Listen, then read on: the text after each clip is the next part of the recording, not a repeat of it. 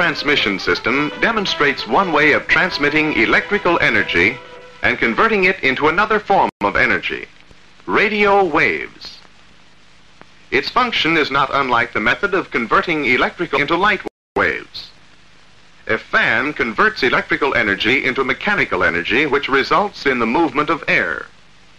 In each case, the energy has to be transmitted from a power source to the fan, to the or to the antenna. Here is a tabletop demonstration of a complete antenna system. A transmitter transmits radio waves along two wires to the antenna. The two wires of the transmission line have a job similar to the transmission line of the fan on the desk or the light. Transmission lines, then, are basically two parallel wires. Let's dream up a theoretical transmission line and study its behavior. The two wires will be endless or infinite in length. Now let's connect a source of electrical energy at some point. Even with our switch open, we know a voltage exists between the terminals of the battery and up to the open switch.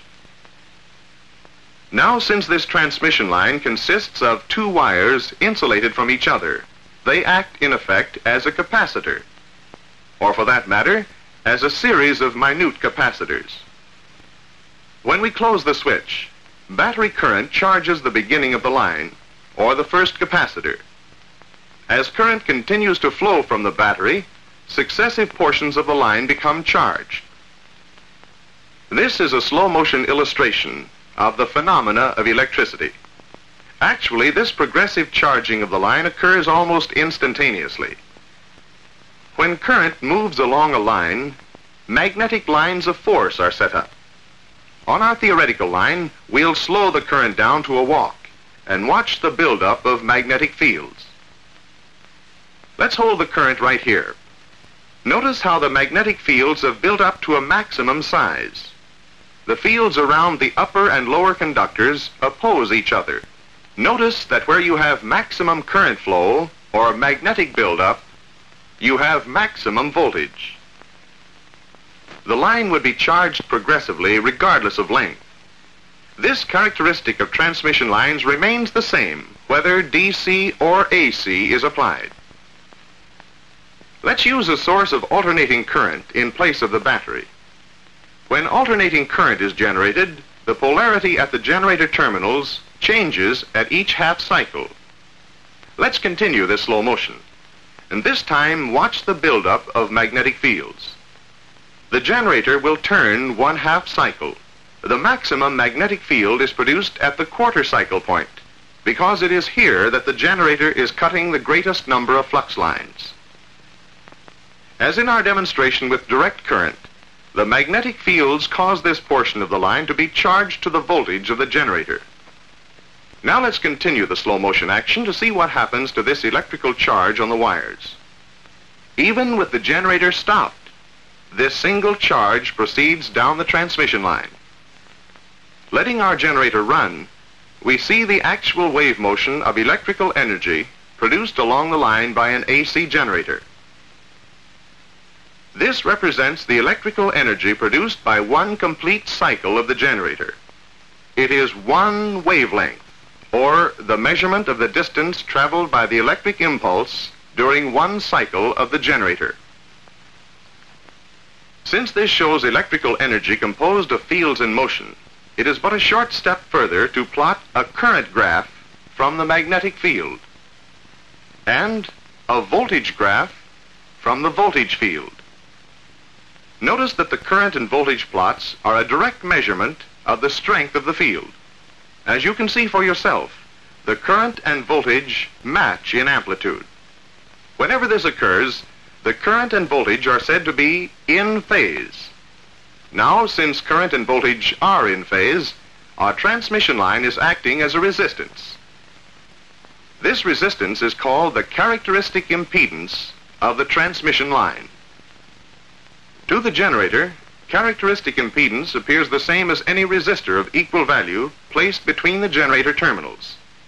If the characteristic impedance of our infinite line is 600 ohms, we could terminate the line with the 600 ohm resistor. We have changed our infinite line into a practical line, yet the resistance and current remain the same. No matter where the line is cut and the resistance inserted, the line still presents the same characteristics, voltage and current remaining in phase.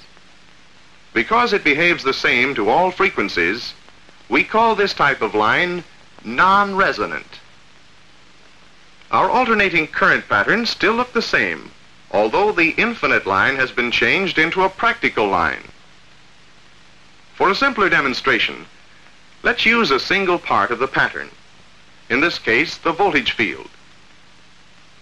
And since it is easier yet to use the sine wave of the voltage, we can represent the voltage field by a voltage sine wave. Here the sine wave indicates the alternating current in the line. The energy that hitherto charged the infinite line is now being dissipated by the resistor in the form of heat. To put it another way, the energy of the electric field has changed to heat energy. This would not be the case if we were to change the value of the resistance across the line, say from 600 ohms to 1200 ohms. Now the resistance across the line does not match the characteristic impedance, and so we have a resonant line. When this mismatching occurs, some of the energy is reflected back down the line. The resistor does not dissipate all of the electrical energy applied to it. Reflection always occurs whenever the resistance across the line is greater or smaller than the characteristic impedance of the line. The wave leaving the source of power is called the incident wave. The returning wave is called the reflected wave. The amplitude of reflected waves vary. In this case, the resistance is not much greater than the characteristic impedance. Therefore, the amplitude of the reflected wave is comparatively small. As the resistance is increased, the amplitude of the reflected wave increases. If the resistance across the line is just a bit less than the characteristic impedance, the reflected wave will again be small in comparison. And as the resistance value is further diminished, the wave again increases in size. Since reflected waves become greater as the difference between R and Z sub O becomes greater, a closed transmission line can be used to achieve maximum reflection. The shorted end of the line offers zero resistance and generates no heat. Mismatch of Z sub O and R is at a maximum, and the reflected wave reaches maximum amplitude. An open-ended line achieves the same result. The open ends of the circuit offer maximum resistance to the passage of current. There is no power dissipation. The incident wave simply bounces back at the end of the line to become a reflected wave of maximum amplitude. Using this table model of a closed-end transmission line, let's imagine the incident and reflected waves are visible, in slow motion, of course. In this closed line, the incident and reflected waves are of equal amplitude. Now here's another phenomena of resonant transmission lines. When an ordinary fluorescent lamp is placed near the line, it can be used as a voltage indicator. When the tube glows the brightest, it indicates a point of peak voltage in the line. A voltage plot of this line would look like this. But you may point out, how can the voltage values remain constant when the radio waves shift continuously? Well, it's the phenomena of the standing wave. The standing wave is produced by the action of the waves moving in opposite directions. It is a very convenient miracle because it will stand still to be measured. If a zero-center reading voltmeter could be designed to read this electrical phenomena, it would give the same indication as the voltage plot, the same indication as a fluorescent lamp, which reacts to voltage. The rise and fall of voltage and current follows the standing wave. Remember, this standing wave is not a physical thing, but rather the resultant values of the combined incident and reflected waves at any point along the line. For instance, let's stop the traveling waves. Now we can measure the amplitude of the incident and reflected waves at any point. At the first point selected, the top arrow measuring the positive amplitude is equal in length to the bottom arrow measuring negative amplitude. By projecting our amplitude measurements on the plot of the standing wave, we find that the negative and positive amplitudes cancel each other, resulting in a zero reading at this point. At our second measuring point, both curves are above the reference line showing positive amplitude. When both arrows are added together, their combined length again equals the exact amplitude of the standing wave at the corresponding point. At the third point, both curves are below the reference line, showing negative amplitude. The combined length of the two arrows again measures exactly the amplitude of the standing wave. Starting and stopping the waves again, we discover a different set of values for the standing wave. Only the zero amplitude points remain constant, or just on the reference line. However, the amplitude at all other points has changed. Shifting our waves once again, our new measurements show that the positive and negative arrows cancel each other at all points along the waves, giving us a constant zero reading that follows the reference line. With 3 readings, we've gotten 3 sets of values for one standing wave. A measuring of all possible values of the standing wave will give us a picture of the varying values that exist between the constant zero points. The reading of the standing wave you will get with a current or voltage indicator is the effective value of these many curves. This value, of course, remains constant. The standing wave of current on the transmission line can be plotted as easily as the voltage. It is a closed circuit. At the shorted end, the current reading is maximum for the line. A half wavelength down, the current is again maximum, and so on to complete the standing wave of current. The voltage at the closed end of the line is, of course, at minimum value. 1/4 wavelength down, the voltage reaches its peak, and so on to complete the standing wave of voltage.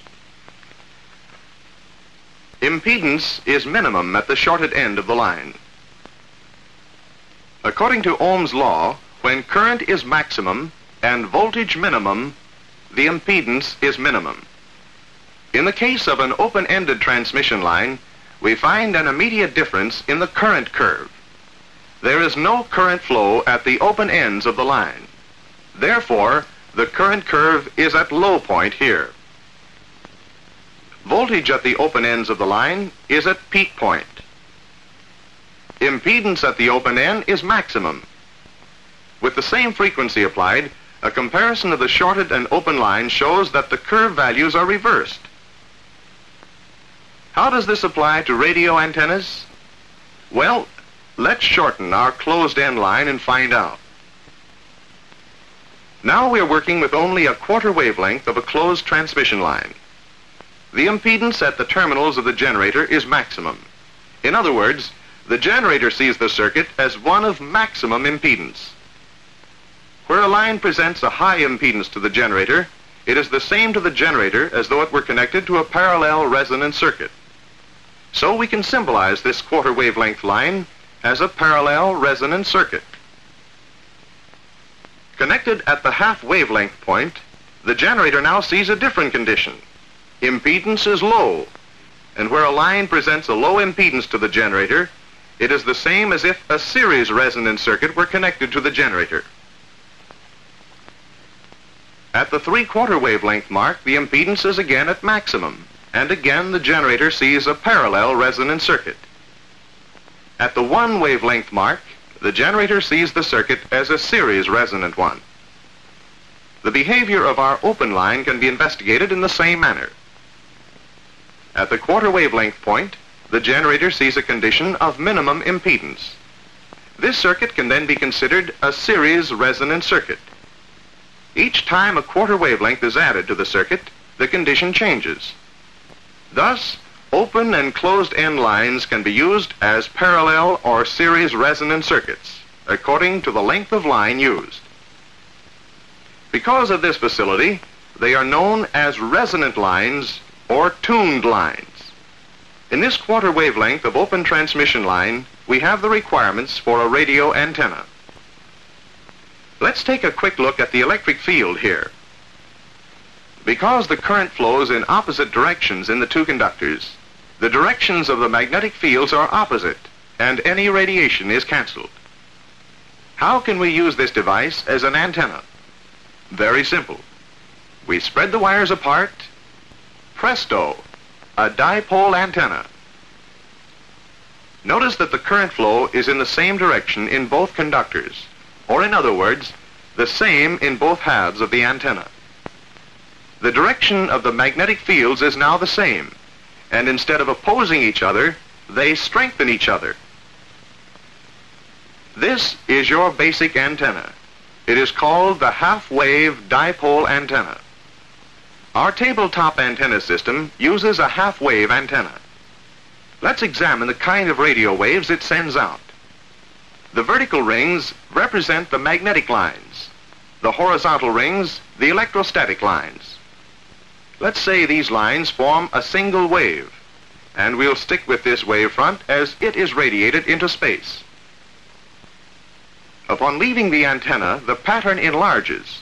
It stretches, yet the magnetic and voltage lines retain a fixed relation to each other and to the Earth. For instance, stopping the wave, we see that the magnetic or H lines are still perpendicular to the voltage or E lines. Also, we see that the E lines in this wavefront remain horizontal or parallel to the Earth's surface. Because of the direction of the E lines, we say that this wavefront is horizontally polarized. In order for a signal to be received at maximum intensity from this wave, the H lines of the wavefront must cut the receiving antenna at right angles. Therefore, the polarization of the receiving antenna must also be considered. In this case, the receiving antenna must be horizontal and at right angles to the H lines of the wavefront. The transmitting and receiving antennas are now parallel and broadside to each other. This broadside position is necessary because of the nature of the radiation pattern of the half-wave antenna. The shape of this pattern indicates areas of no radiation or nulls along the axis of the antenna. A receiving antenna placed in a null area would be unable to receive a readable signal. Moving the receiving antenna into the radiation field, it will start to pick up signals that increase to maximum strength when the receiving antenna is broadside to the transmitting antenna. By plotting a graph of the signal strength received, we get a cross-sectional view of the radiation pattern. A three-dimensional representation of the pattern looks something like a donut. Regardless of its physical length, any half-wave antenna will radiate this type of pattern.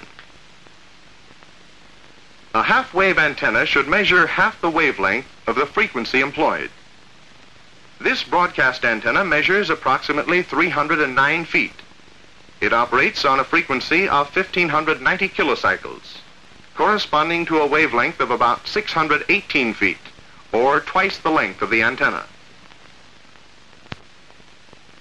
As radio frequencies decrease, wavelengths increase, and the length of the antenna must increase, so that some radio frequencies would require a half-wave antenna too big to be practical. What can we do about this? Well, the same quarter-wave transmission line holds a few more tricks up its insulation. When only one wire is moved perpendicular to the other, the closed electric field which existed between the upper and lower conductor becomes a partially open field.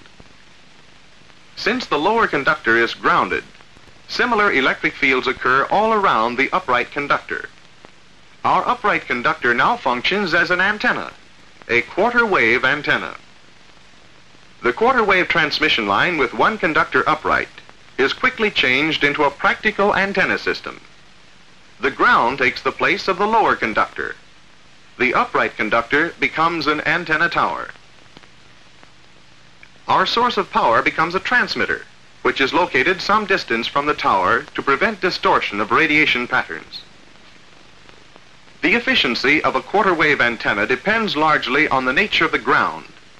At installations near the sea or in salt marshland, the Earth's conductivity is excellent, and a simple metal stake provides proper ground. In drier regions, a system of conductors installed at the base of the tower may be required. These radial conductors are connected to a common point at the base of the tower. Sometimes, on some installations, an additional system of wires lying on the ground called a ground screen is used, thus forming a more effective ground. Where it is not practical to bury conductors, a network of wires called a counterpoise is built above and insulated from the ground. A transmission line transfers power to the antenna, and herein lies a final problem. Matching the impedance of the transmission line to the input impedance of the antenna in order to eliminate reflection and obtain maximum power transfer. Remember the impedance curve on our quarter wave transmission line? Watch what happens to the impedance curve when we make a half wave antenna out of this line. The general shape of the curve is the same. Impedance is still maximum at the ends of the line and minimum at the center. There is a given value in ohms for this point of minimum impedance, 72 ohms. How do we arrive at that figure? Well, we know that when our antenna is radiating, it is dissipating energy. Tests show that the amount of energy radiated by the antenna is equivalent to the heat energy dissipated by a 72 ohm resistor connected across the generator terminals.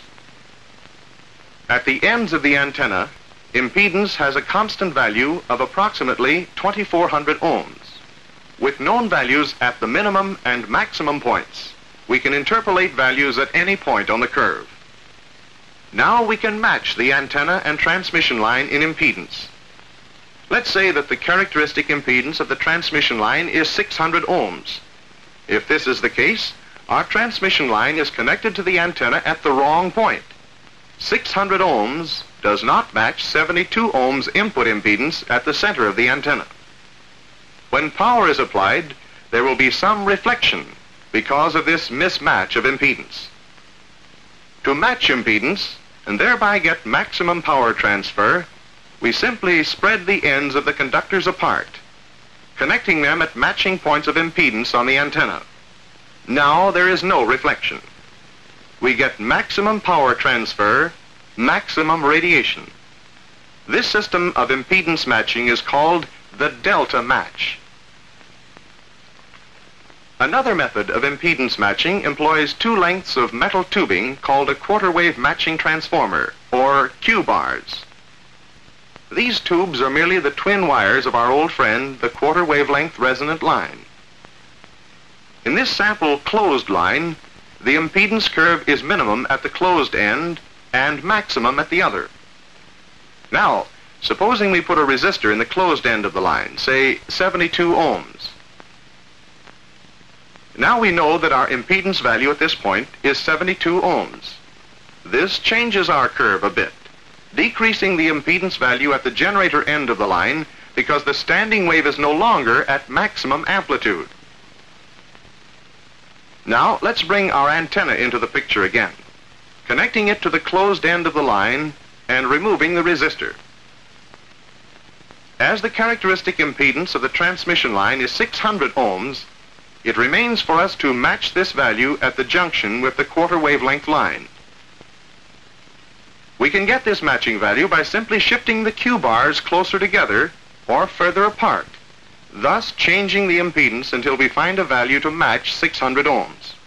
Once this value is found, impedance matching is completed, and we can look for maximum radiation from our antenna. There's still another way to match the characteristic impedance of a transmission line to the antenna. This method is called stub matching. Let's say we're given a transmission line with a characteristic impedance of 600 ohms. We know that a matching value in ohms can be found at some point along the length of the stub. Let's start looking. This hookup gives us some reflection, meaning a mismatch of impedance values and a consequent loss of power. So, we'll slide our line along the stub until we find the point of matching impedance. The radiation of the antenna can be checked. When maximum radiation occurs, the position of matching impedance has been found. Thus, we have demonstrated a basic requirement for a system that will convert electrical energy into radio waves. Such a system would use a transmitter, a non-resonant transmission line, an impedance matching device, and an antenna. These are the fundamentals of a radio antenna system.